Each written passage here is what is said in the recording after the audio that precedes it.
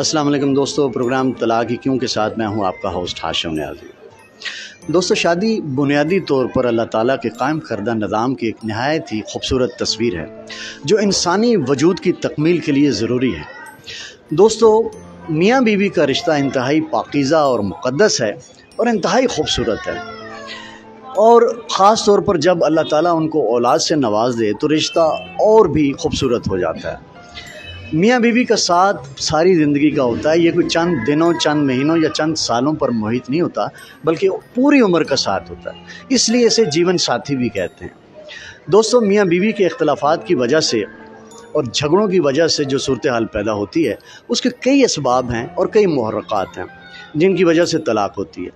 दोस्तों, मियाँ बीवी तो तलाक लेकर एक दूसरे से अलहदा हो जाते हैं, मगर तलाक के बाद इनके बच्चों पर क्या बीतती है, आइए देखते हैं। मेरा जो घर खराब किया मेरी नंदू ने खराब किया है। सास ने जो किया था अल्लाह ने उसको ऊपर बुला लिया, उसका किया हुआ उसको उसकी सजा मिल गई। मुनज़्ज़र सास नंदू ने कैसे घर आपका? वो बेऔलाद थी, मेरी जो बड़ी नंद थी ना, मेरी जो सिस्टर लॉ थी, वो बेऔलाद थी। उसकी नजर इस बच्ची पे थी, वो इसको लेना ये चाहती थी शुरू से। मुझे तो पता नहीं था, मैंने कहा चले भी फुप्पो पे प्यार करी है, लेकिन मुझे नहीं पता कि वो क्या अंदर से प्लानिंग क्या की हुई है कि इस बच्ची को लेना है। अब आगे जब ये बच्ची को उन्होंने मेरे से दूर किया, उसी घर में रह के इसको ऊपर रखा और मुझे नीचे रखा है, तब मुझे पता चला कि ये लोग क्या गेम चल रहे हैं। तो फिर अब ये जाके अब मेरी बच्ची को अब अदालत के जरिए हासिल ही किया, वरना ये लोग तो कभी भी नहीं देते। और दोनों बच्चों के लिए जाने अमेरिका ले जाने की उसमें प्लानिंग में थे कि पापा पालेगी।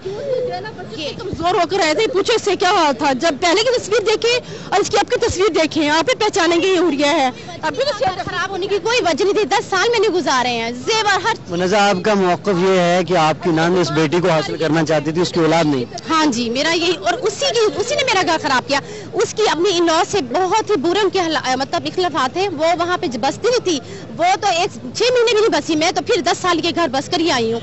वहाँ से उसने उसे बताया कि ये यहाँ की उधर करेगी, उनके कुछ थोड़े से हमारे रिलेशनशिप थे, तो उसने सिर्फ मुझे वहाँ से अपने घर से निकालने के लिए कि मेरी बातें लीक आउट ना हो, मेरी बुराई ना फैले, तो उसने मेरा घर खराब कर दिया।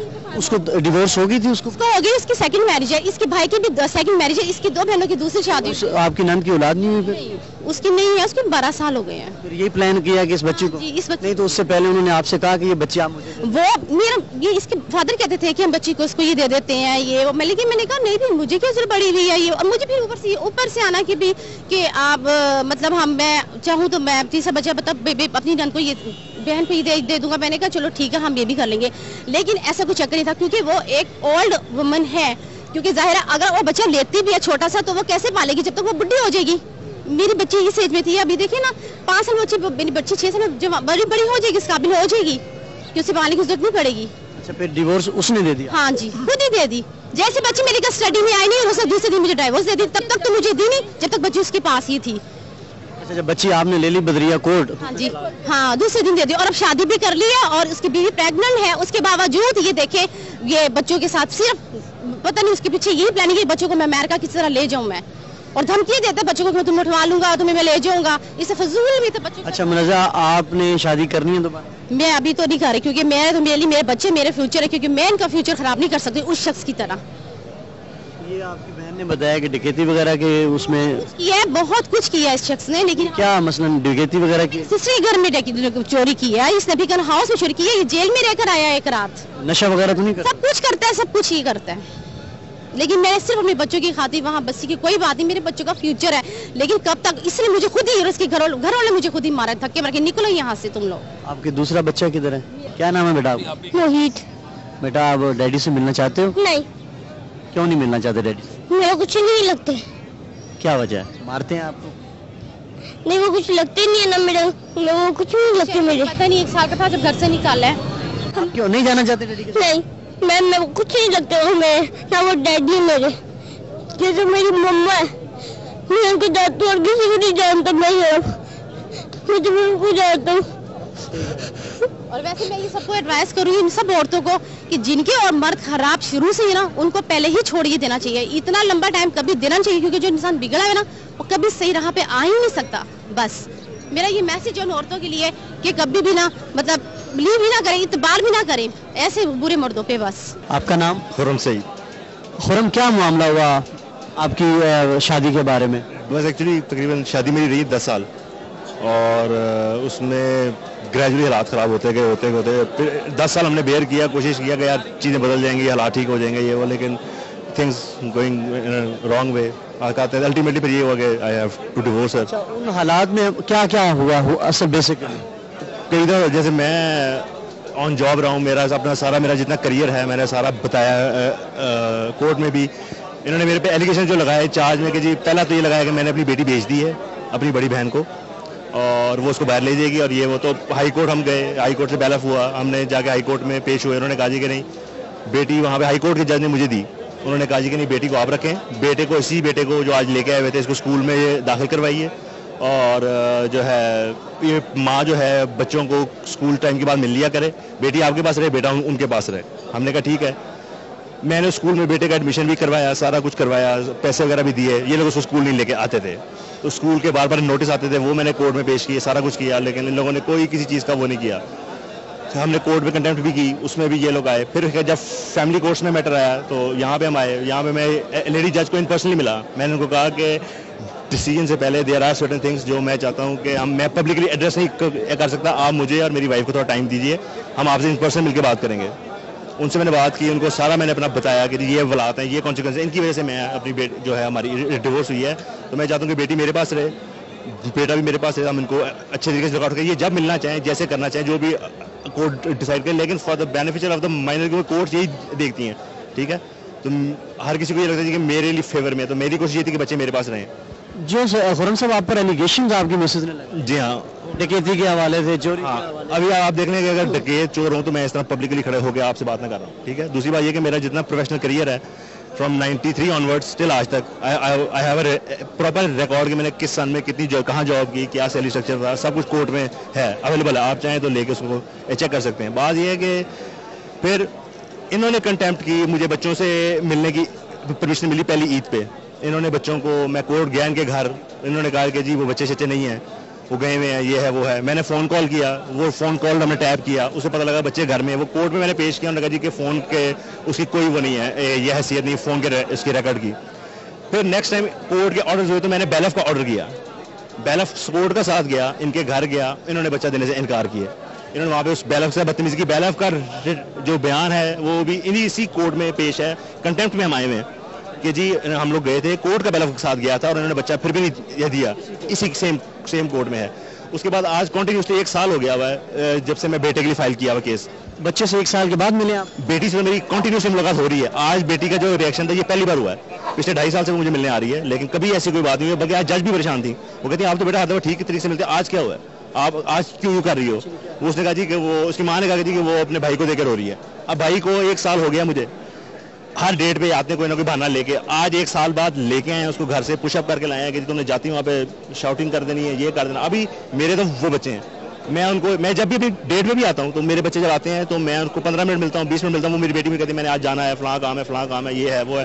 مجھے پتا ہوتا ہے کہ اس کو پریشرائز کر کے لائے ہوئے ہیں, لیکن بات یہ ہے کہ میں نے تو ان کی بیٹرمنٹ دیکھنی. مجھے یہ ہوتا ہے میں نے بیٹی کو مل لیا, پیار کر لیا, پوچھ لیا حال چال کیسے, پڑھائی کیسی ہے, یہ ہے وہ ہے فلاں. اور مجھے یہ بتائیے کہ بون آف کنٹینشن میاں بیوی کے درمیان کیا تھی جس کی وجہ سے یہ سارے یہ چاہتی تھی جی کہ میں ابھی یہ چاہتی تھی کہ ہم علیحدہ سے رہیں. میں ڈیورنگلی بیچ میں 3 سال سعودی عربیہ بھی رہا ہوں. ٹھیک ہے, یہ میرے پاس بھی آئے, ویکیشنز پہ آئے, عمرہ شمرہ بھی کیا, سارا کچھ کیا. واپس بھی جب میں آیا, ابھی میرے پیرنٹس نہیں ہیں, یعنی کہ میرے فادر کی اس وقت ڈیتھ ہو چکی تھی, میں اور میری مدر تھے اور صرف ہم ایک گھر میں رہتے تھے. ان کا یہ تھا کہ جی آپ اس گھر کو چھوڑ کے علیحدہ گھر میں لیں. میں نے کہا میرے پاس صرف بوڑھی ماں ہے, میں اس کے ساتھ ہی رہوں گا, یہ تو نہیں ہو سکتا کہ میں اس کو چھوڑ دوں. انہوں نے کہا کہ نہیں جی نہیں, آپ جو ہے نا آپ علیحدہ رہیں, آپ علیحدہ رہیں. میں نے کہا میرے فادر کی بھی ڈیتھ ہوئی, میں باہر سے اپنی جاب چھوڑ کے بھی اس لیے آیا کہ میرے فادر کی ڈیتھ ہو گئی تھی, میری مدر یہاں آ گئی. پھر جب میری فادر کی ڈیتھ ہوئی اس کے بعد ہماری شروع میں سیپریشن ہوئی, اس کے 3 مہینے بعد میری مدر کی ڈیتھ ہوئی. ان کی طرف سے کوئی بندہ بھی نہیں آیا, بلکہ انہوں نے میرے ریلیٹیوز کو کال کر کے کہا کہ جی اے مبارک کو کروں گی ماں مر گئی. ٹھیک ہے, اس طرح کی باتیں سننے کے بعد وٹ ڈو یو سے کہ ایک شریف آدمی, ایک ہر کسی کی برداشت کی لمٹ ہے. 10 سال از انف ٹائم, آئی تھنک 10 سال کسی کو ٹائم دینا از مور دین انف. اچھا خرم, انہوں نے یہ منازع آپ کی وائف نے آپ کے مطلب بہن پہ بھی ایلیگیشن لگایا کہ یہ بچے کو امریکہ لے کے جانا چاہتے ہیں. ابھی جس بہن کے ساتھ وہ آئی ہوئی تھی ان کی اپنی بھی کوئی اولاد نہیں ہے. اچھا, میری بہن کی بھی کوئی اولاد نہیں ہے. جب میرا بیٹا ہوا تو میری وائف نے ہی مجھے کہا کہ ہم یہ بیٹا آپ کی بہن کو دے دیتے ہیں. میں نے اپنی بہن سے کہا جی آپ یہ لے لیں, انہوں نے کہا کہ نہیں بیٹا بات یہ ہے کہ مجھے جو چیز اللہ میاں نے نہیں نہ دی میں اس پہ مجھے کوئی ریگریٹ نہیں, جو مجھے اللہ نے اتنا کوئی دیا ہے نا میں اس کے لیے تھینکفل ہوں. تو تمہارے بچے بھی میری بچے ہیں اور تمہاری بھی جو ہر چیز ہے تمہارے بچے. اور انہوں نے کہا تم میرے لیے بچوں کی طرح ہو, میرے بچے دور کی بات ہے, وہ میرے سے تقریباً 20 سال بڑی ہے, تو اس کے لیے میں ہی بچہ ہوں, اس کو بچوں کی اب کیا ضرورت ہے. تو انہوں نے حالانکہ چاہوں تو میں بھی یہ کہہ سکتا ہوں کہ جو بہن آج فائٹ کر رہی تھی ان کے بھی بچے نہیں ہیں, might be she is trying to get them, but یہ اللہ جانتا ہے بہتر کہ کیا ہے. اور تو آپ نے شادی کر لی ہے؟ میں نے کر لی, بالکل کر لی. جی تو دوستو یہ تھا آج کا کیس منزہ بنام خرم. دوستو خرم کون ہے؟ خرم ایک ماں کا بیٹا ہے, ایک بہن کا بھائی ہے, ایک شوہر ہے اور بچوں کا باپ ہے, جس نے اپنی بے اولاد بہن کی محبت میں اپنی اولاد گفٹ کرنا چاہی. مگر خرم یہ بھول گیا کہ اولاد کو گفٹ کرنے والی چیز نہیں ہوتی. وہ بے اولاد بہن بے اولادی کا درد لیے ہی دنیا سے چلی گئی, اور خرم کی ماں بھی کچھ عرصے کے بعد اللہ کو پیاری ہوئی. اور دوستو دوسری طرف منزہ ہے. منزہ کیا ہے؟ منزہ ایک ماں ہے, ایک کریٹر ہے جس نے بچوں کو جنم دیا ہے, اور کوئی بھی کریٹر اپنی کریشن میں مداخلت پسند نہیں کرتی. اس کیس میں آپ نے دیکھا کہ منزہ اور خرم ایک دوسرے پر الزامات کی بوچھاڑ کر رہے ہیں. منزہ کا موقف جو بھی تھا, خرم کا موقف جو بھی تھا, ان سے ان کا گھریلو یونٹ تو ٹوٹ گیا اور رہ گئی اولاد, تو وہ 2 حصوں میں بٹ کے رہ گئی. اور جب تک یہ اولاد بالغ نہیں ہو جاتی دوستو یوں ہی عدالتوں میں سر عام کھینچا تانی چلتی رہے گی.